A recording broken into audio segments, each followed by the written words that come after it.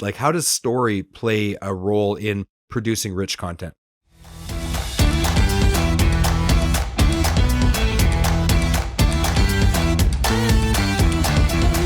When selling truck parts, things have really changed over the last few years.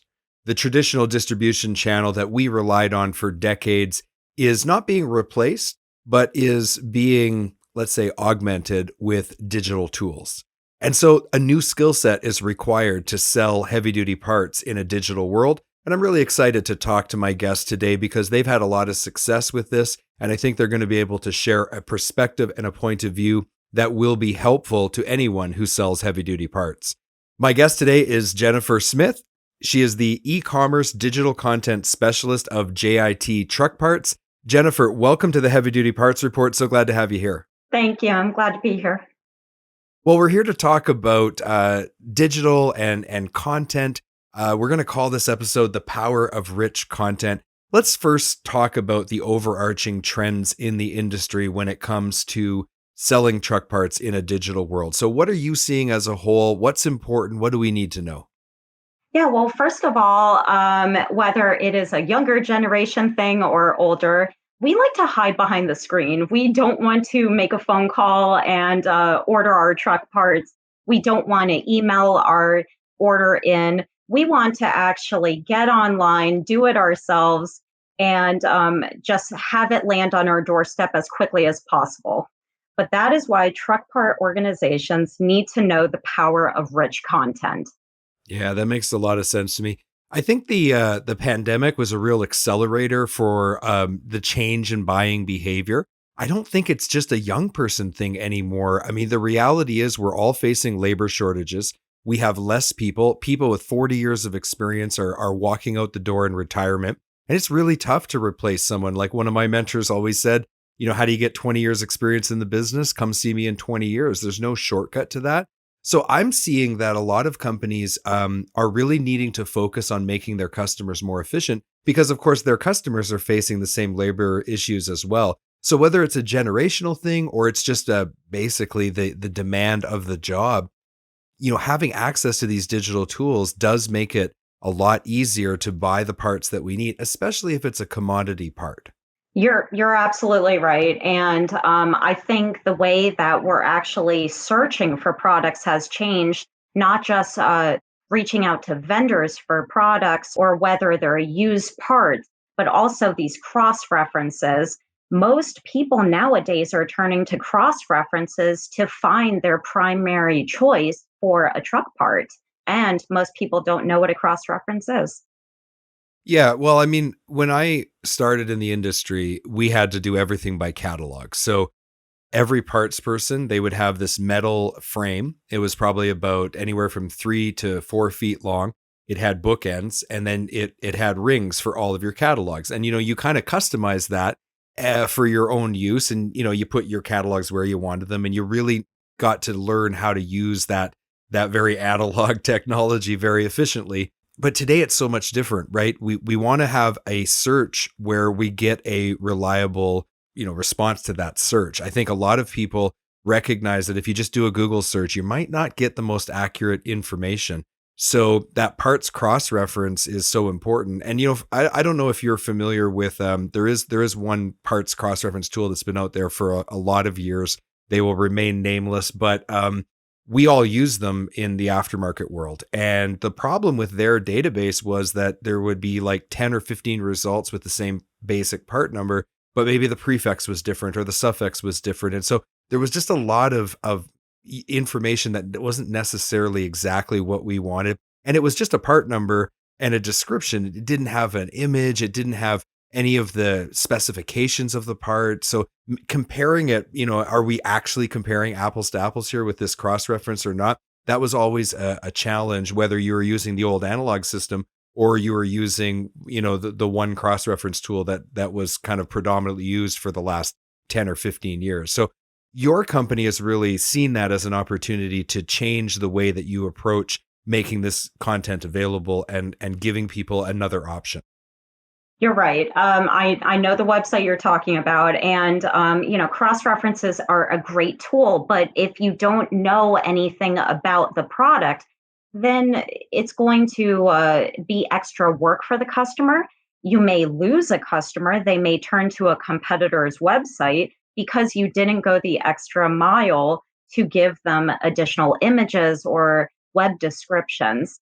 I think customers nowadays, they'll go on a website and they expect certain things. They expect web descriptions. They want a story. They want to know about warranty information. They want to see pictures. They want to know exactly what they're getting when it lands on their doorstep. And that's what my company is all about. Okay, so when we get back from our break, we're going to go into more detail. I got a bunch of questions. We're going to take a quick break. We'll be right back. Don't have a heavy duty part number and need to look up a part? Go to parts.diesellaptops.com or download the app on Apple or Android to create your free account. Looking for high quality fuel injection for heavy duty applications? Having one supplier for fuel injection allows you to better serve customers by providing them with a complete line, which increases your sales and profitability. Learn more at ambackinternational.com/aftermarket. We're back from the break, and before the break, we were talking about the power of rich content. Jennifer, you kind of ended our last segment with a great description of what is involved in putting together what we would call rich content. Like you said, pictures, web descriptions, cross-reference information, even a story. I want to pick your brain on that a little bit. When you say a story, what kind of a story would you make around, a brake shoe or a drum or a light? Like, how does story play a role in producing rich content? When customers go on a website, they typically see a few bullet points, maybe product attributes about a certain product. And while that's great, it doesn't tell the whole story. We start off on our website, jittruckparts.com. Every product page has a long web description. It may say a certain reason why a product is used, maybe warning signs of a failing part or causes for that failure. Then we lead into the actual product features. Then we reveal the warranty information because I'd like to feel that customers that know they're getting a warranty will probably purchase from that organization. And lastly, we always end our product pages by revealing information about a brand, not just to build trust with the customer, but also awareness. If they hadn't heard of a certain brand, they may learn more about them, they may like them, and tell their friends and colleagues. Okay, so what have you been able to observe when you see people coming onto your site and they're taking advantage of all of this really rich content that you've made available for every product page? How does that translate into a measurable benefit for the actual customer? The customer knows that they are getting a product not just that is a direct fit for their application, but also at the best price point, the best warranty, and they're getting it from a credible source. So that confidence, they're not just my mentor used to say, how did he always word that? He would say, Jamie, don't sell them what they ask for, sell them what they need. And so I think when you give people the opportunity to research all of that information on their own, first of all, they're not waiting on call, right? They're not on a phone call waiting on hold to talk to somebody. They're able to get the access to the info immediately. They kind of have a more full understanding of the actual, like you say, the cause of the problem, the correct replacement part, the warranty, the downstream cost that could be incurred by buying one part over another. I think it's very important to empower your customers. And going back to that demographic issue, if we can't make our customers more efficient, they're going to go somewhere else, aren't they? I really do think so. And I think it moves even beyond web descriptions. People love to read, but they don't like to read that much. They also want to see images as well. So if we can provide them with as many viewpoints of a product as possible, then we're not just going to retain those customers, but we're going to attract new business. And, realistically, too, to your point about younger buyers, as they take on more senior roles, their expectations are wildly different than the generation before us. Maybe the generation that mentored me and my colleagues. That was a very, very relationship focused. Everything was the traditional method. Everything was about face to face, in person, and that's just not what people are looking for today. So it's a big job though to get all of this content together. Why did your company feel that the investment was worth it to go in and collect all of this information and put it into a format that your customers would use? What was it that really made you as a company decide to go in that direction? We noticed that our customers were getting frustrated. They wanted to know what the product looked like. They wanted to make sure that it would definitely fit their application. And so we decided, hey, like we need to do something more than just give them a few bullet points or a few cross references. We need to give them that story that will not just help them, but help other people understand the certain need and the snowball effect of maintaining certain parts, especially on a seasonal basis. Yeah, that makes a lot of sense. I'm kind of curious just from your perspective. So JIT is connected to Autocar. It's a truck manufacturer. So you're in that kind of category of OEM truck manufacturer, and then you have JIT truck parts. It's not just Autocar parts that you sell on your website, though. Is that correct? You have a wider range. It's an all makes site. JIT Truck Parts is an e-commerce site. It's located in Highland Park, Illinois, and it is a national aftermarket truck parts distributor for local, regional, and national fleets. And so, if you're just the owner and operator of a trucking company or even a repair shop and you need parts, whether for maintenance work or you need parts now because you broke down on the side of the road, then our organization can help. So that's who you are. So when someone's considering like who should I buy from, like who does JIT look to as their competitors then? Like what are you worried about, when you look into the competitive landscape? We have competitors. I mean, we were a truck parts distributor. There are many that are well known out there. However, what sets us apart is that we do offer the trifecta of rich content. The trifecta, in my eyes, are web descriptions, high resolution images, and cross references. And we are one of very few truck part companies that offer that. Yeah, the data is so important. As a consultant, I work with companies all the time on their digital sales channel, their marketing, their e-commerce. And inevitably, when we get around to the discussion of the e-commerce component of a digital sales channel, it's the data that is so critical. And that data needs to come from a number of different sources. I'm sure that you can attest to the fact that it's no small task to be able to bring all that data together. What was the biggest challenges for your company when you were assembling this site and pulling that data together? One of the hardest challenges is maybe the vendor themselves don't have the information on file. We may be missing a few images. We may need to put a blanket image until we get an image from the vendor. But we have a wonderful staff. We're very dedicated. We have a great group of vendors who help us on an ongoing basis. And we're just a very proud company. Yeah, it was a shock to me as well when I started talking to manufacturers, and you think to yourself, okay, well, you're manufacturing this. Maybe you have a tier one division where you're sending parts to the OE, and then you also have an aftermarket tier two division.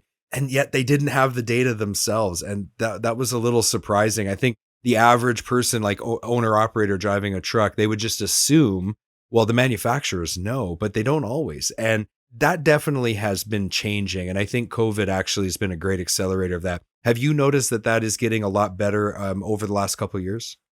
I do. And I don't know if it's because maybe we have extra time to take some product images or maybe we've just come up with a better system over the last couple of years, but it is getting better, and I think it's all working for the benefit of the customers.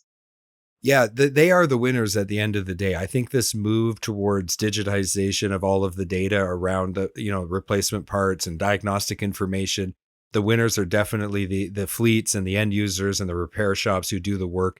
So when you look to the future, where do you see this going? Because this is where we are in 2022, but what is the future going to look like? Where do we need to go as an industry next? As an industry, I think we still need to focus on rich content. We need to work on those long descriptions. We need to work on those images, and we need to educate the customers, most importantly, about cross references. For those that don't know, cross references are part interchanges. They're the same fit, form, and function as an OE part. They may not be the primary choice for a customer, but they are a identical second choice.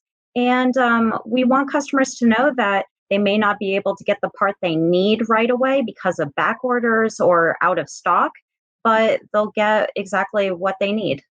Right, because there's exact fit. There's a one-to-one replacement. This is exactly the same part. It's just manufactured by two different companies, right? There's that scenario. Then there's the scenario of, well, our number one choice would be this brand, but there's another company out there that makes a similar part, but there's some differences. It'll still function, it'll still do the job, but what are those differences? And what's the implication of those differences? How is that going to affect cost per mile? How is that going to affect total cost of operation? You need to know that. So, parts cross-reference, it seems like a relatively simple concept, but there's a lot more to it than that. There is a lot more to it. And I think it's often difficult to determine if a part is actually going to be a direct fit for a Navistar, for a Freightliner. And that's why we turn more often than not to our vendors to give us a list of all the cross references that they know of, because it's going to come directly from the source and it's going to be credible. Yeah. And also that supersession of part numbers, like I know in diesel emission system components, man, do they ever have a lot of well, these 6 part numbers, they were all in service at one time, but they've all been discontinued. And now there's this next, generation part number. And you got to stay on top of that, because you put the wrong part in and all of a sudden you're causing, these trucks are getting more complicated every year. And there are these massive systems that are all integrated and interconnected. So you can make a mistake over here on the left and you affect something over here on the right. So how are you validating the information beyond just getting the information from the OEs? Do you take any additional steps to validate that content? We may actually turn to our competitors' websites and see what they're posting on their websites. And we may do additional Google searches. And if we see similar content, then everything checks out.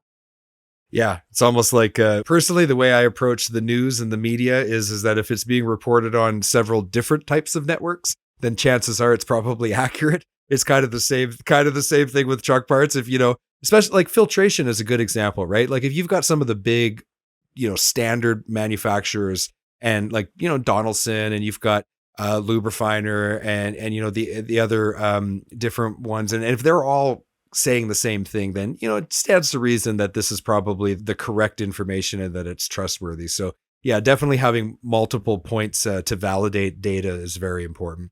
If there's one thing you want to leave people with before we end our conversation today, what's that one thing? We want customers to know that they don't have to give up on their number one choice for a truck parts company. Truck part companies, you don't have to lose your fan base. You just need to educate them about cross references. You need them to stay on the website. Don't have them turn to a competitor for no reason. Yeah, absolutely. You've been listening to the Heavy Duty Parts Report. I'm your host, Jamie Irvin. We've been speaking with Jennifer Smith. She's the e-commerce digital content specialist at JIT Truck Parts. To learn more about JIT Truck Parts, you can go over to jittruckparts.com. And you'll be able to get an idea of what this rich content is all about. Jennifer, thank you so much for being on the show. I really appreciate it. It was a pleasure.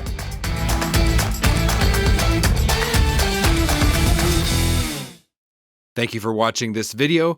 Click here to subscribe to the Heavy Duty Parts Report YouTube channel, and click here to watch another great episode.